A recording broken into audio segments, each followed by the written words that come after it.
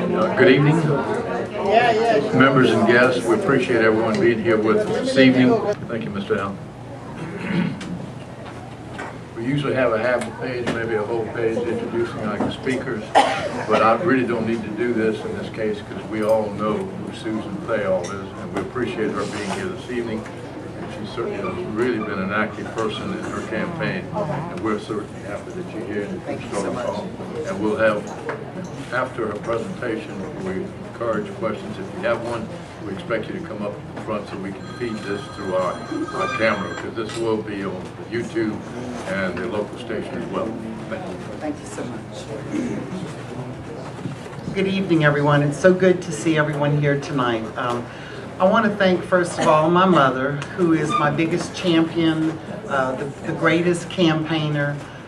She went to Opelousas recently and she said, Susie, I brought your cards with me, and I gave them to people and I said, this is my daughter and she's running for 3rd Circuit Court of Appeal and I want you to vote for her. And I said, well, Mama, what did they say?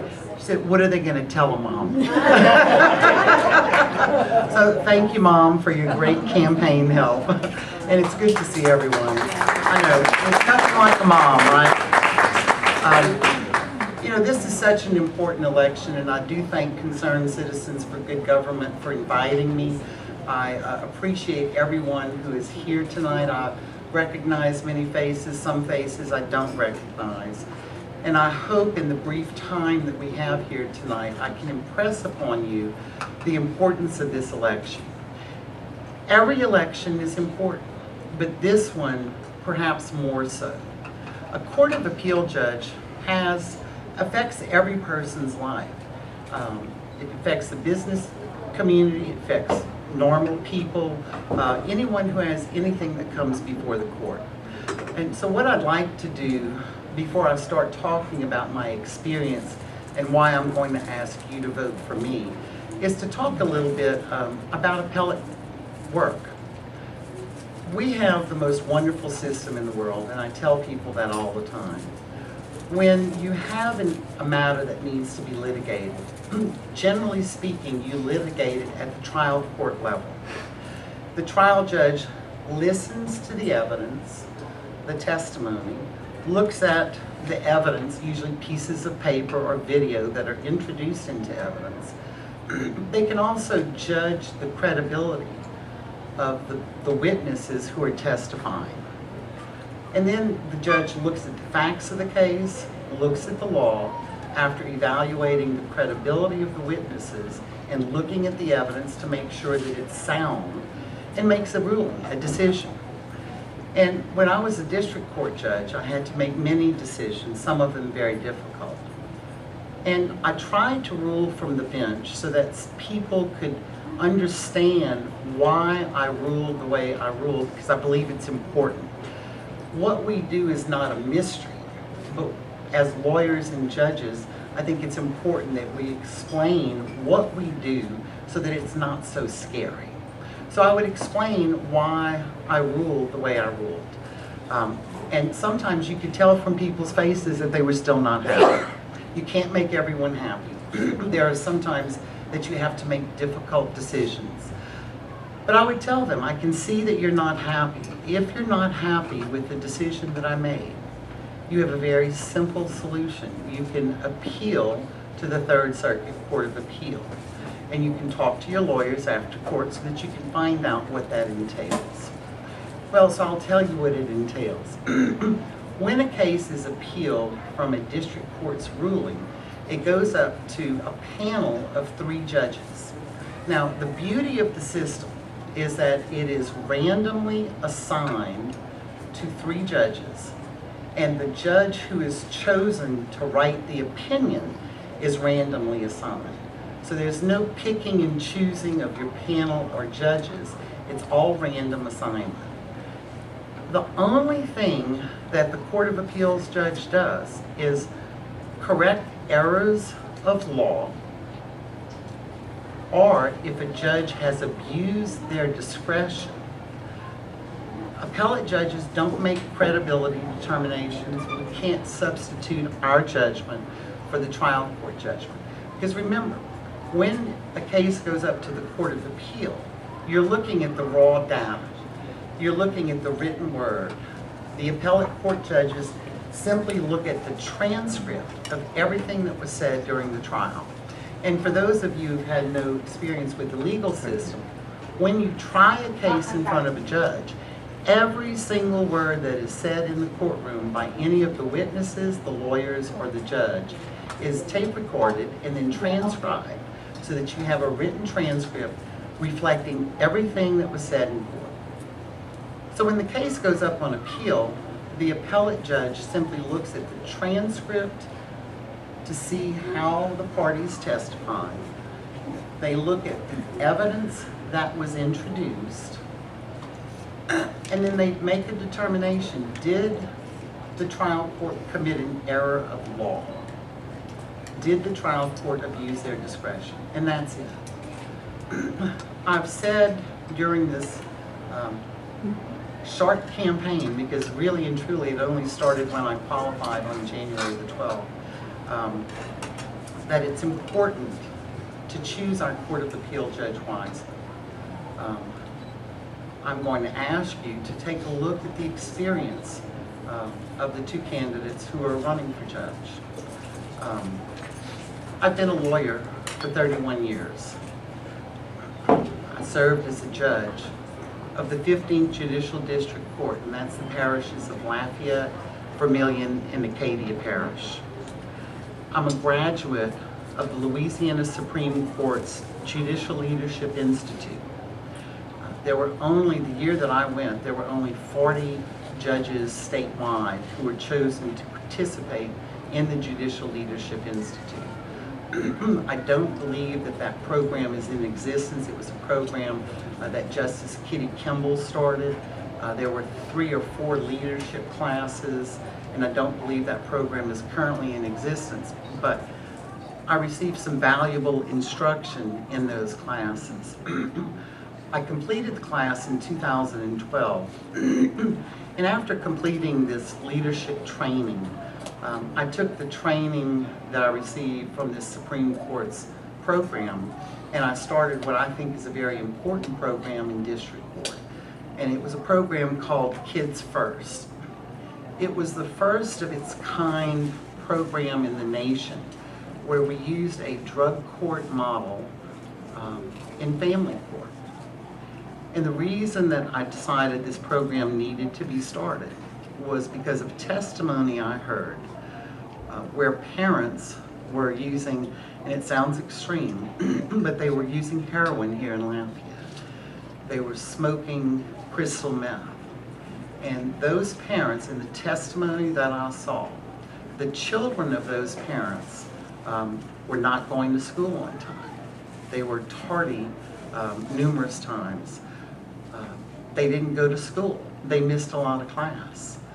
In one particular case, I remember a little 12-year-old girl had missed 10 days, and it wasn't even January. So the school session starts in August. She had missed 10 days between August and December. She was left alone at home after school to fend for herself with no one to make sure that she got her homework done. I can recall testimony that her parent was so depressed that she would pass out, and she couldn't go to school until she made sure her mother was alive. And so that was the reason that she was often tardy or missed school. So the program provided evaluation to determine if there was a substance abuse problem, and then treatment. Some people would come to family court and say, well, I can't afford to do that. And I'd say, well, we're going to find a place for you. So with people who had health insurance, we were able to place them in treatment in accordance with their health insurance carrier. With someone who didn't have insurance, we were able to get free treatment through state-run programs. So I believe the program has made an impact and has made a difference. When I was campaigning for this particular position, I was at a restaurant, and a young girl came up to me and said, I used to hate you. You know, you hate to hear those words, and I was a little alarmed. And she said, "You took my children away, and you put me into drug treatment, and I hated you." She said, "I want you to know I have been drug-free for 3 years. I have my children back, and I'm the assistant manager of this restaurant. So as much as I hated you, your program worked for me." And so when you hear stories like that, you know you've done a good thing. And I believe that starting that program was a direct result of some of the training I received from the Supreme Court. I also served as Chief Judge for the 15th Judicial District Court in 2014. I currently serve on the faculty of the Louisiana Supreme Court's Domestic Violence Training Initiative. And what that entails, and even though I'm no longer a judge, the Supreme Court has asked me to continue on this faculty. We train other judges on recognizing the dynamics of domestic violence. So hopefully they will know how to properly handle domestic violence cases. One of the biggest problems is that some judges don't understand the dynamics. They don't understand how a woman can file for a protective order if she's been beaten up and then dismiss it. And so our job is to try to explain to the other judges the dynamics, letting them know that not everyone has resources and that sometimes people who have been battered have no options other than to go back to the batterer. They don't have money. They don't have family nearby that can help take care of them. They may have tried to get into a program like Faith House, but there are a limited number of beds. And so sometimes they are left with no option other than to go back to the home where they were abused. So, what we do is we travel around the state, we give seminars to other judges. The eventual thing that we would like to accomplish is to make sure that all judges are trained on how to handle domestic violence cases, but then to also reach out to law enforcement so that they can better understand the dynamics. Now, our local law enforcement officers are pretty good, I gotta say. They understand it, particularly the Lafayette Police Department, the Sheriff's Department.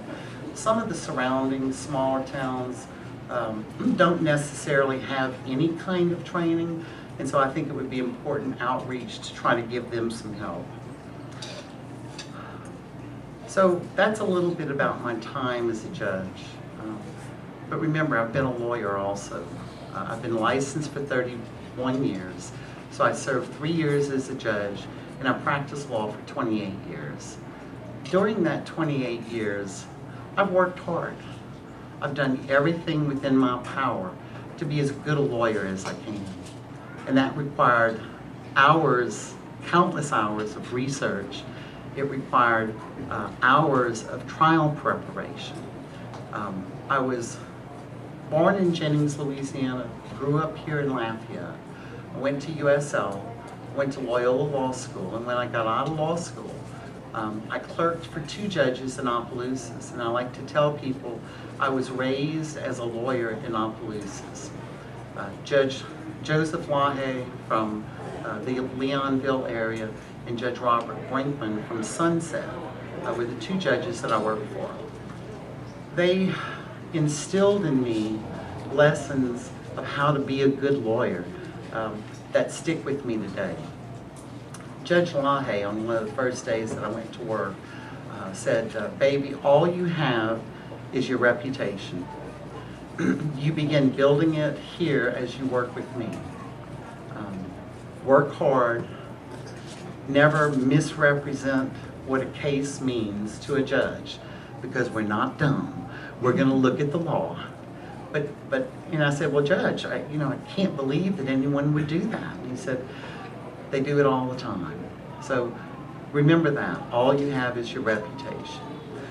From Judge Brinkman, I learned how to prepare a case for trial. In his view, the only way to really get prepared for trial was to do a brief. And for those of you who aren't lawyers, a brief is just a letter to the judge that outlines the facts that you intend to prove, that outlines the law that supports what you're asking the judge to rule on. And in Judge Brinkman's view, if you do that, you clarify your thoughts, you get the trial ready, and you don't waste the court's time. You know, he said, don't waste a court's time, don't mischaracterize. Anything you put in a brief, make sure you can prove. And so those lessons really sunk in with me, and that's how I've tried to present myself as a lawyer for all these years. I believe that I have achieved some excellence as a lawyer and in this field. I've practiced law or tried cases in 7 of the 8 parishes. So for those of you who may not know, this is an 8-parish race. It's Allen, Evangeline, St. Landry, Lafayette, St. Martin, Iberia, Vermilion, and Acadia. So I've tried cases in all of those parishes except Allen Parish, but the lawyers in Allen Parish know who I am because they know me by reputation. They know me as a hardworking, good lawyer.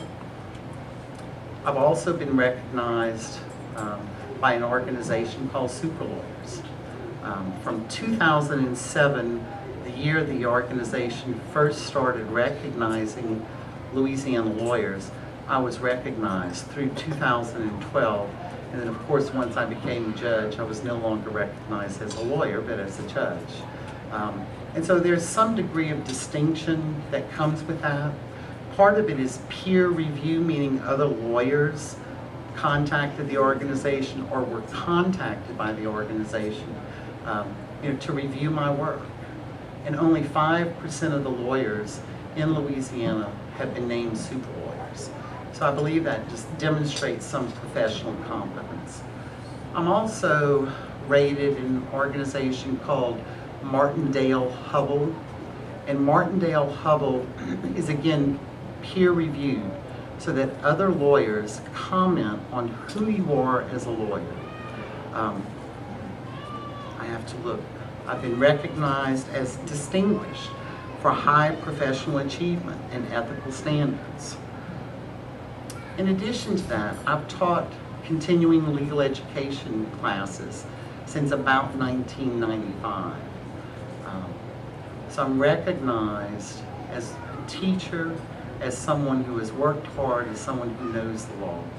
I've also taught judges in my work with the domestic violence training faculty, but I also taught a seminar. I was asked to teach at a seminar by Judge Laurie Landry in Baton Rouge, I think it was last summer. I have no teaching engagements on my calendar right now because I'm a little busy. But I enjoy teaching lawyers, and I especially enjoy the interaction with the judges. You know, I think what I ask voters to also look at is who has served their community. You know, my mom and dad instilled in us a sense of responsibility because we're very fortunate. And for those of us who've been given a lot or who've worked hard to get a lot, you know, we should give back to our community, and I've always tried to do that. I practiced law in Opelousas from 1985 to 1992. While I was there, I was actively involved in the Opelousas Chamber of Commerce. I was on the board of the chamber. I was actually president-elect of the board when I made the decision to move my practice back to Lafayette. I also served on the board of Doctors Hospital of Opelousas. I also served on the board of the Smile Community Action Agency. So when I was in St. Landry Parish, living in Opelousas, I tried to get as involved with my community as I could. When I moved my practice back to Lafayette, I continued in what I wanted to do in both my practice, but also in service to the community. I forgot to mention, I was also in Rotary when I was in Opelousas. When I moved to Lafayette, I got involved with Rotary here also. The last 10 years or so, I have not been a member. Other things have taken priorities. But I think it's important to have some connection to our community and to give back where we can. one of the first things that I did was volunteer with a group called Lafayette Volunteer Lawyers. And that's a group that provides legal services to people in our community who simply cannot afford a lawyer. And let me tell you, ladies and gentlemen, poor folks have needs too, and when they don't have a lawyer, it creates a problem. So I worked with Lafayette Volunteer Lawyers. I also served on that board, and I was eventually recognized by the Louisiana State Bar Association for my work and named the Pro Bono Publico Lawyer of the Year in 1996. I've been members of the Lafayette, Youngsville, Broussard Chambers of Commerce, and again, I've just tried to be as actively involved in our community as I could. I've said during this campaign, and I reiterate again, this election is not about a platform, it's not about a party, whether you're Republican, Democrat, or no party. It's about who has the experience to make the right decisions and who do you trust to make the right decisions. I have a long career in the law. I've been recognized in it. I've had a successful career as a judge. I believe that it's important that whoever we elect to this position have a thorough understanding of different areas of law, have actually practiced a long time, and have had judicial experience. I ask sincerely and respectfully for your vote in the upcoming election, and I'm going to make myself available for any questions that anyone may have. All right.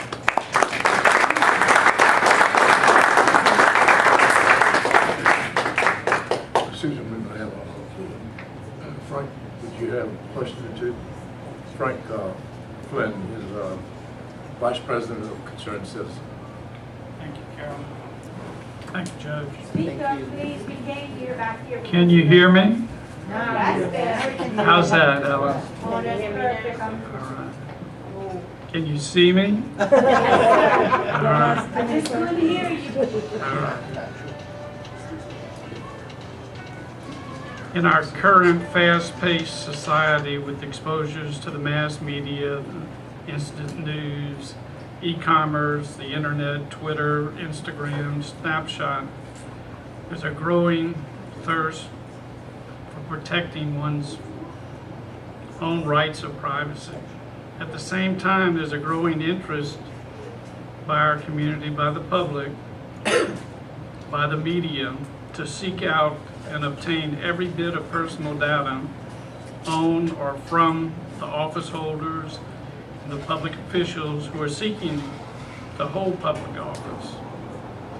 Can you elaborate on what principle, the individual's right to privacy versus the public's right to know, what principle is more compelling in your opinion? And if you can cite examples, we'd appreciate that.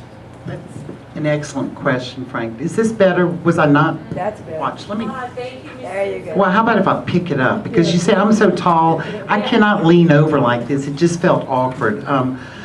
I think the public's right to know is paramount as opposed to a candidate's right to privacy.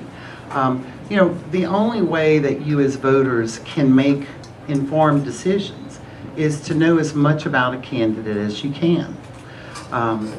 If a candidate hides from public forums or hides from questions, I believe that in itself raises issues in all of our minds, because we have a right as a voter to know who we're voting for. So in my personal view, I believe it's more important that a candidate be open, transparent, show up for forums, answer questions, and I believe it's your right as a voting public to know as much as you can about a candidate so that you can make an informed decision. Did that answer your question? I got another one now. All right, that's fine. I'll just stand right here. The political action committees, commonly referred to as PACs, There was a decision rendered a few years back by the U.S. Supreme Court in Citizens United versus the Federal Election Commission.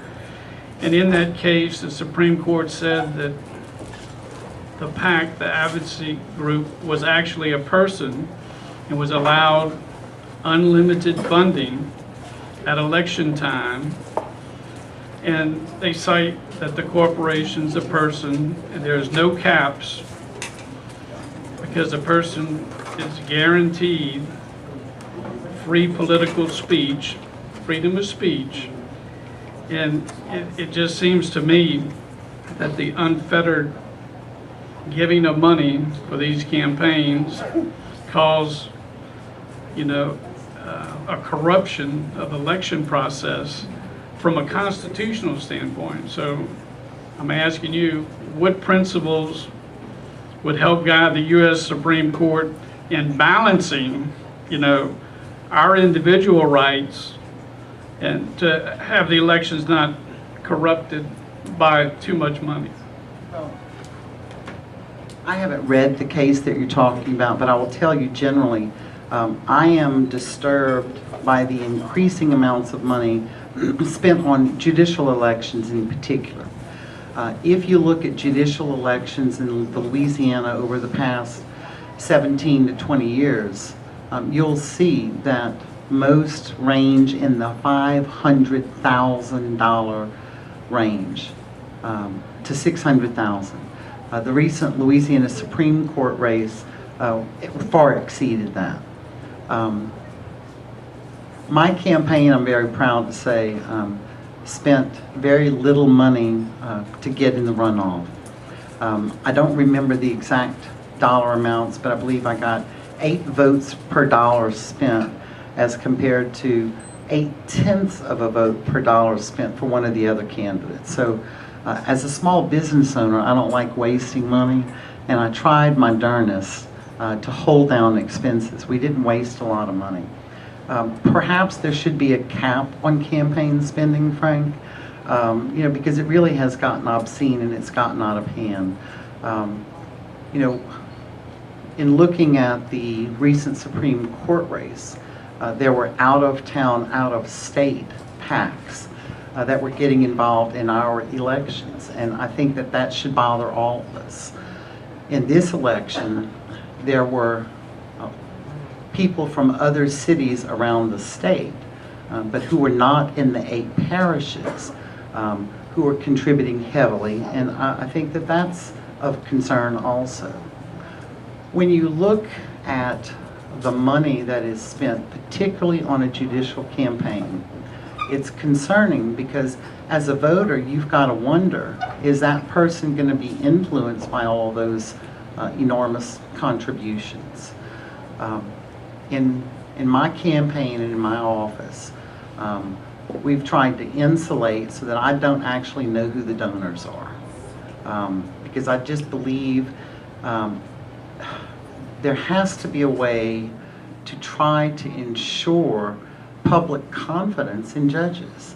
And if judges are bombarded with money by certain special interest groups, I think it's got to cause citizens concern that it's not going to be fair and impartial.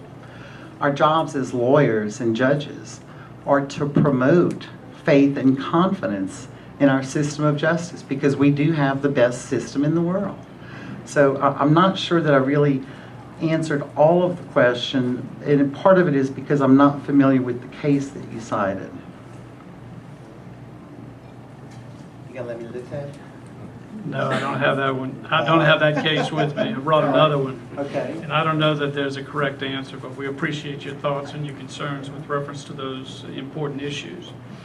What I'd like to ask you is, and it's in concerning a case that went up to the Supreme Court. You happen to be the district judge. And I'm going to show you, it's the Rimes case, Rimes versus Rimes. Yeah, I was looking at it, and I'm not a family lawyer, but there was a dispute, and it seemed like the parties, the Rimes, had it narrowed down to one issue, I mean, everybody agreed that the mom was doing a great job in homeschooling the children, and they were young children, and somehow it got involved with reference to, the big issue in the case was whether the mom that was homeschooling, whether her time should be a determinative factor or should be a factor in considering the final support of I guess alimony or support, spousal support, whether she should be entitled to that. And at trial, you indicated that it should not. It was not my case. It wasn't? No, I signed the judgment. Judge Simon. Oh, okay. Judge Simon tried it and wrote the reasons for ruling. Okay. Well, it was an interesting case. It went up to the Third Circuit, and you got credit for it. Well. But then, Wasn't mine. then the Supreme Court noted that it was a case of first impression. In other words, Right. it hadn't come up. Right. And now they did reverse you, but I would Judge ask Simon. if you would talk about that process and how those issues go up to the appellate court, the Third Circuit in this case, and then to the Supreme Court, and how could all those smart lawyers have differencing of opinions? Well, smart lawyers always have differences of opinions, but I will tell you on this particular case, if you recall, Judge Cady was elected to the Third Circuit Court of Appeal. We had an interim judge, Judge Ann Simon, who was there for a little over a year. So this particular case was tried in front of Judge Simon. I'm trying to remember the names of the lawyers. I think it was Gabe Abbin and I can't recall. Yeah, I can't recall the other lawyers, but the case was tried in front of Judge Simon. All I did was sign off on the judgment. And in fact, it went up to the Supreme Court, and when it was referred back to the trial court, which would have been me, I was forced to recuse myself because a lawyer tried to talk to me about the case in a social setting one night. And so I was concerned. I didn't know about this case at the time. I didn't realize it had gone up to the Supreme Court. And so when the Supreme Court remanded, and I recall looking at it, I recused myself from the remand because one of the lawyers had tried to talk to me about it out of court. So, you know, there's a problem when you become a judge, you have to be fair and impartial.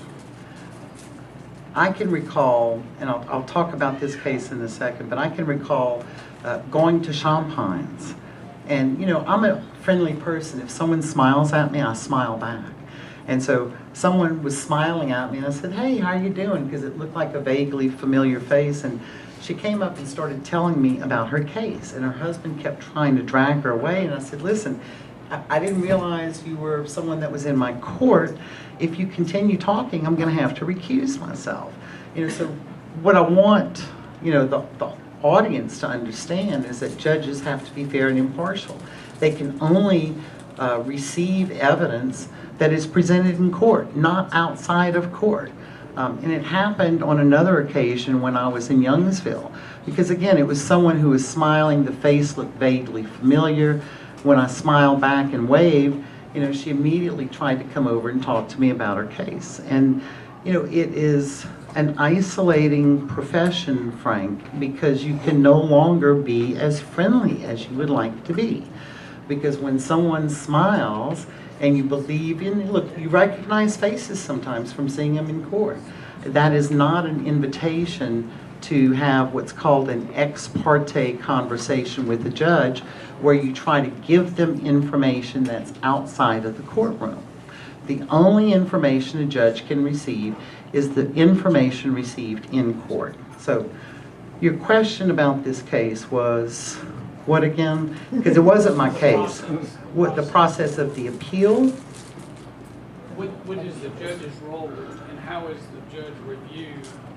Well, At the okay. appellate level and then at the Supreme Court Well, level? and again, that's what I How is tried. it that they come up with different opinions? Well, you know, It depends on, for instance, in this particular case, and I don't remember the facts of the case because it wasn't my case.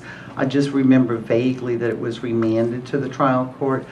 But a trial court judge basically makes the best judgment call that they can. They look at the facts, they listen to the testimony, they make credibility determinations, and if that issue is appealed, the first step is to go up to the Court of Appeal. The Court of Appeal can't say, for instance, well, Judge Theall said that she believed Ray's testimony and we don't believe Ray's testimony. Generally, that is not what they do. They can't substitute their judgment for the trial court's judgment. Basically, they look at errors in law, and in this case, it was a case of first impression. I believe it was the first time this issue had gone before a Court of Appeal or the Supreme Court.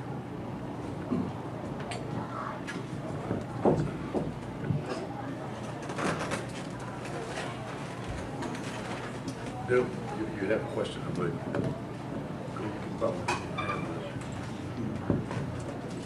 I can't reach that high, Judge Theall. It's just easier to take it off because it's awkward to lean.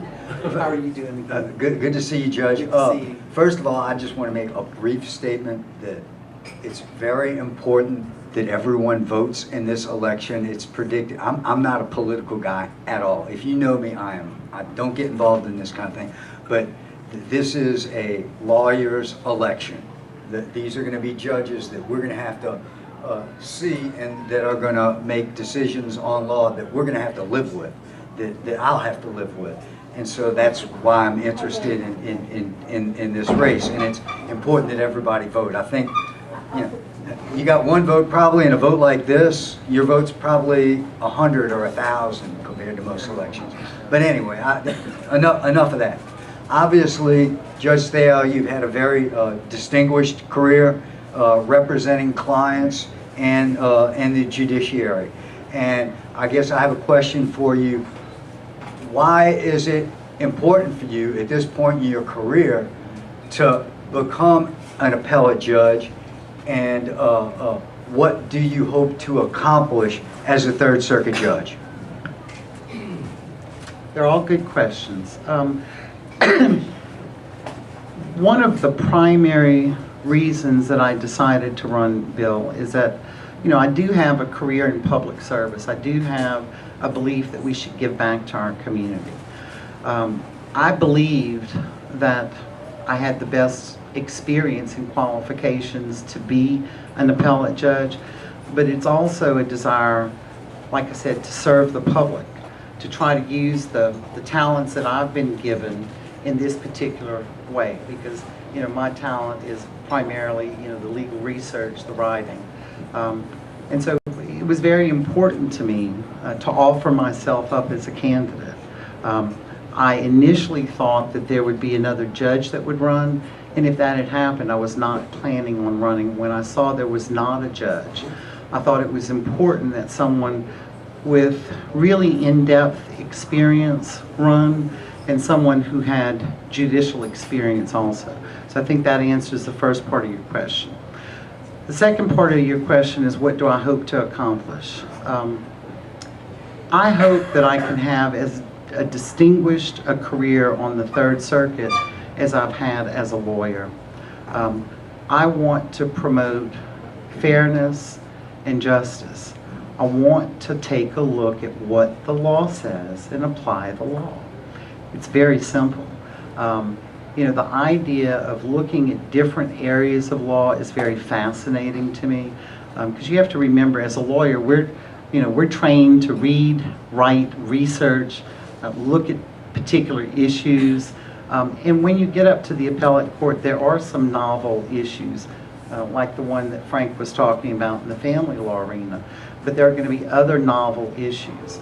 The only thing that I can promise and the only thing that I want to accomplish is to work hard like I always have, to do a good job, and to try to be as fair as I can, because I believe that then promotes trust in our legal system. And again, we have the best legal system in the world, and I believe we should be promoting trust of it. But that trust depends on the people involved. So it depends on the lawyers involved and the judges involved. So does that answer your question? Very well, thank you, Judge.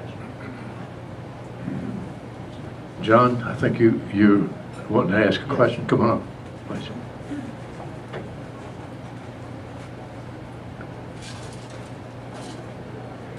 My name is John Rougeau. This is Theall. Hi, how are you? And I liked your talk, but I have some questions I need to ask you. As a judge, you have litigants coming before the bench.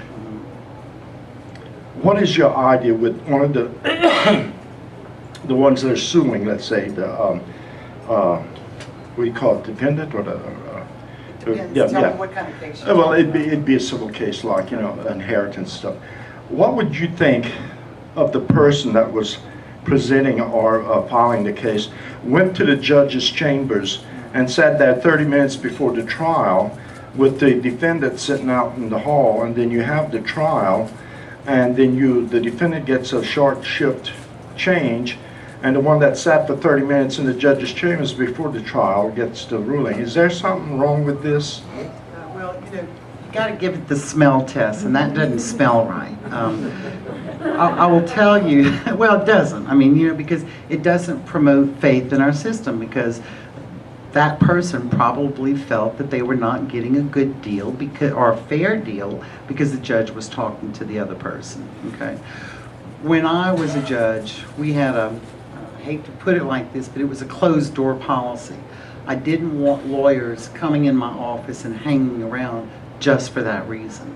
Now, there were some lawyers that criticized us, but I didn't want litigants to feel that someone was trying to lobby the judge before the trial even started.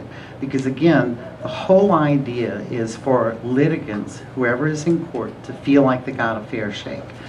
No one is going to feel like they got a fair shake from a judge if they see one of the parties talking to the judge before the trial.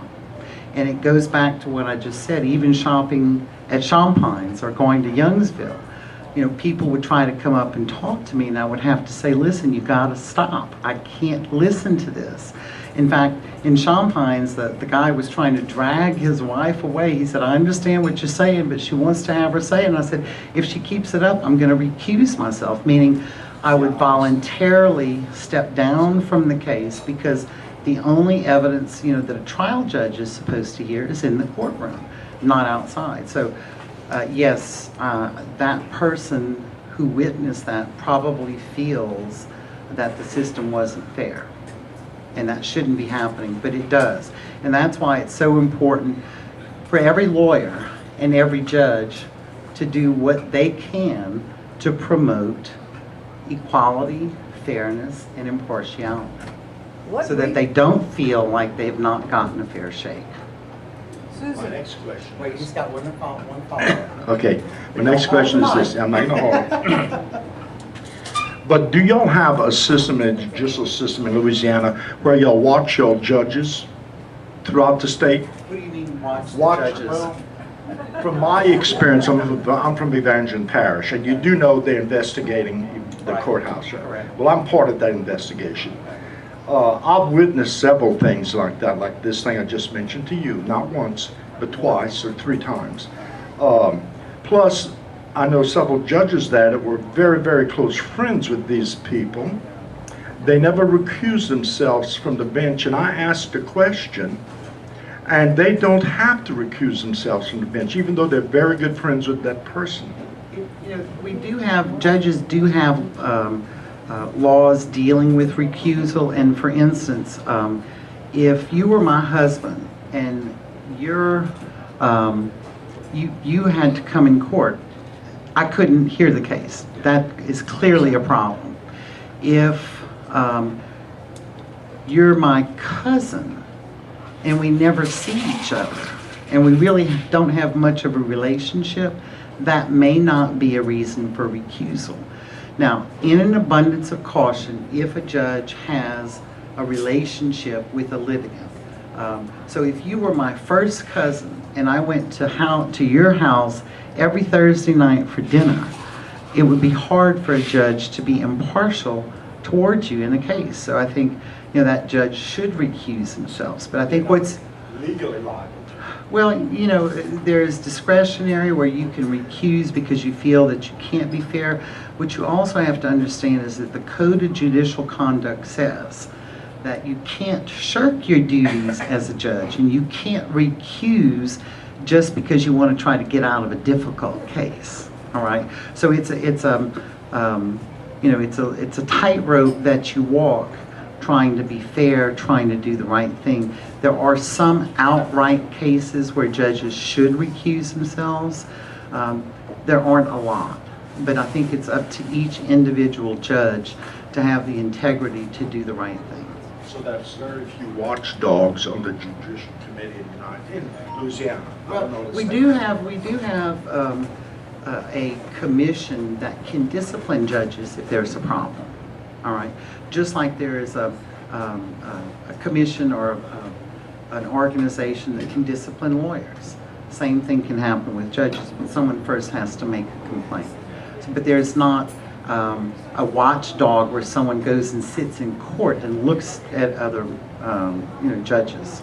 Now, what's interesting though is more and more of the judicial districts have voluntary programs, and I took advantage of it, where another judge will observe you in court to try to give you tips on how to improve your performance. I think that's a great idea because we can all stand room for improvement. So I think that should be utilized more. It would help everyone. Thank you. All right. Very informative. And then Elaine, you had a question? Just wondering, that first case that he cited, Can you go up to the mic so we can hear Please you? go up to the mic. Or I can repeat it. okay, repeat it. All right. What recourse would someone have? What if- recourse if would this someone have happened? if they felt that there was something unethical that had taken place with the judge? There is a body, and I believe it's called the Judiciary Commission, where someone can file a complaint if they believe that a judge has not acted fairly. Now, it's just, the problem is it's not a case where, well, the judge didn't rule in my favor, so I think he's unfair. There has to be something verifiable to bring to the commission. But yes, just as with lawyers, if there is something verifiable that a judge has done, you can file a complaint. Any other questions? We have time for a couple of questions. If there's no questions, let me remind y'all how important it is to get out and vote. I don't recall, and thank you for mentioning it earlier, Bill, I don't recall if I told you at the beginning, but early voting is going on now through Saturday. I'm trying to encourage as many people as possible to get out and early vote. There were people, and I hate to tell you this, there was a lawyer that I know who told me, you know what, I was running errands and I got busy and then it started raining. I didn't go out and vote. I said, Shane, no, I just couldn't believe it. So, if you're afraid of the rain, or if you think, well, it was a weak excuse, and he even said that. He said, I'm just sorry. And I said, I'm going to take your hand and I'm going to walk you down the street and I'm going to make you go early vote. So in Lafayette, the early voting location is at 1010 Lafayette Street. It's across the street from the courthouse on Lafayette Street. They're open until 6 o'clock, and I want to say 8:30 till 6 o'clock tomorrow through Saturday. Remember, Election Day is the day of Festival International. I know a lot of people go out for festival, so we're trying to encourage people to please go out and vote prior to going to festival or to early vote. It is an important election. Every single vote counts. We have some information on our website. It's www.SusanTheallForJudge.com, and also on our Susan Theall for Judge website that shows the importance of every single vote and how an election can be won or lost, sometimes based on 20 votes. So every single vote counts. Please get out and vote. I like to kind of kid around and say, tell your mama, tell your daddy, tell your husband, tell your wife, tell your family, tell your friends. Get out and vote. It is very important. I hope that I've made a positive impact on y'all today for those of you who I don't know. I believe it's important. I believe that every person in this room has the ability to influence 5 to 10 people. You know, your family members, your neighbors. Please just encourage them. I'd like their vote, but encourage them to get out and vote. This election will affect ordinary lives because we have to make sure that we have someone who has experience and who you trust to be fair and impartial, because that's what this election is about. All right. Thank y'all so much for being attentive. I'll be around for a while if y'all want to just sit and talk. I appreciate it.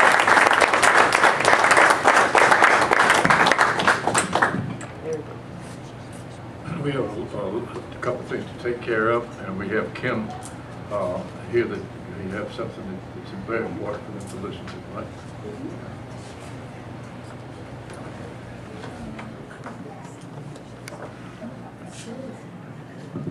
Okay, I just wanted to talk for a few minutes about a bill that is moving along in Congress this session, that really impacts both the mission of my organization, Watermark Alliance, and other watchdog organizations that you talked about, as well as the mission of this group here, Concerned Citizens for Good Government. I guess to borrow your phrase, my personal opinion is it does not pass the smell test. It started out as a proposal by a South Carolina congressman, and it has moved along into the subcommittee of the Water Resources and Environment section. It's Bill 1179. I do want to do a little more research about some of the components of it before I issue an email and a call to all of us to consider a letter writing campaign, discussions again with the 5 to 10 people that Susan talked about who could have some influence on it. The bill amends our Federal Water Pollution Control Act, which is, everybody otherwise knows it as the Clean Water Act. It, what it does is it revises the requirements regarding citizen suits. It removes the court's discretion to award fees. With the amendment, the litigation fees must be awarded to the prevailing party, whereas before it was at the discretion, as Susan can confirm, at the discretion of the judge.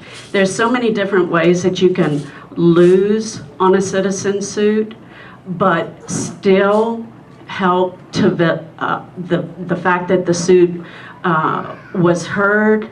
I think even if you lose, you can help.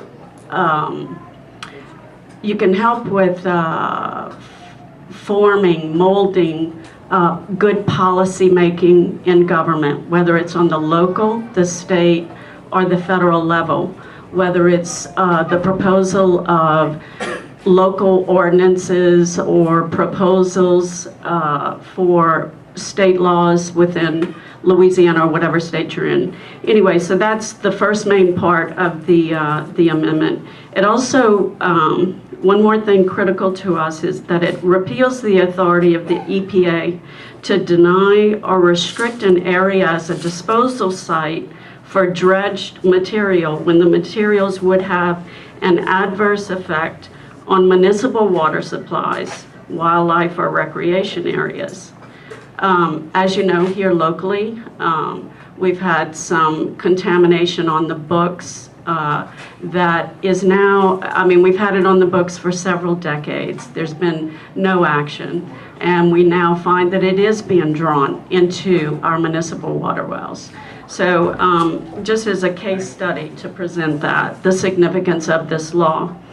The third component of it is that it currently the law allows for compensatory mitigation to replace the loss of aquatic resources when it has when it's caused unavoidable damage to the resources. And what the new proposal does is limit it to existing regulatory standards. Sometimes the regulatory standards are not appropriate or do not serve to cause a comprehensive study of the contamination and a comprehensive cleanup, so that our water resources are not as protected as they should be. The mission of Watermark Alliance is to protect and conserve water resources for future generations and to interface with government, whether it's local, state, or federal.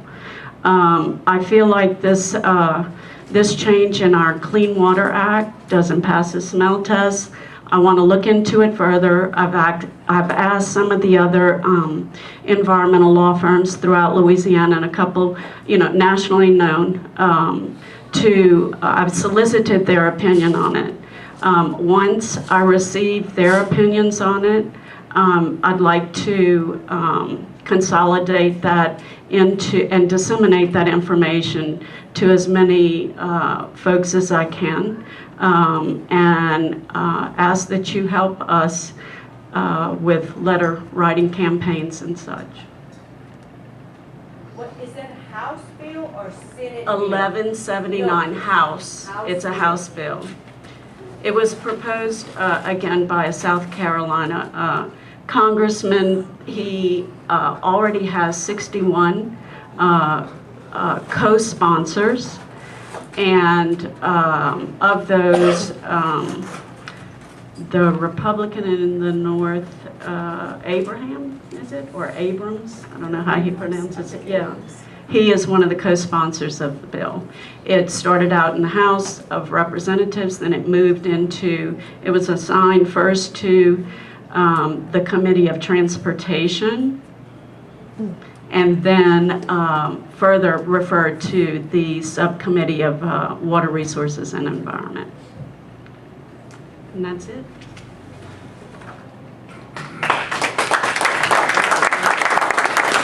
Thank you very much.